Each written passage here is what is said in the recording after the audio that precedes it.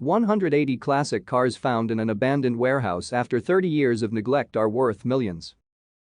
After peeking in the windows, he found an entire building full of untouched classic collector cars covered in dust. The farm owner told the photographer that the cars once belonged to an old vintage car dealer who stored the rare and unique vehicles in this building.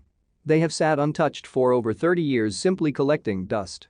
The farm owner agreed that the photographer may take as many pictures as he wanted on one condition. He must keep the barn location a complete secret from anyone. He happily agreed, and the doors to the storage barn were opened. I can only imagine harps playing. He found some of the most rare, sought-after cars in the world and a whole building full of them. 180 classic and not-so-classic cars to be exact. Each one unique and rare. It was probably a dumb question to ask, but the photographer wanted to know if any of the cars were for sale. The property owner simply replied no. He was thrilled enough to walk around this car museum and snap some shots.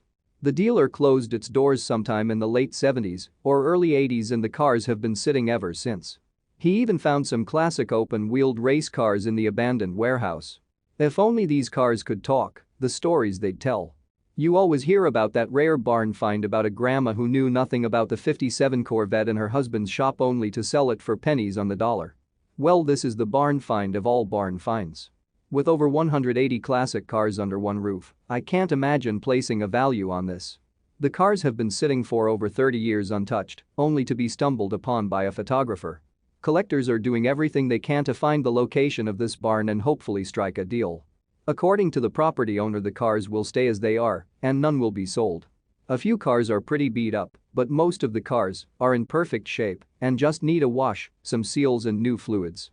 Like this late 50s Porsche Speedster hardtop. Excuse me while I drool all over my keyboard. Being a car lover. I would pass out from excitement if I stumbled across this barn. These cars are completely hidden from the world.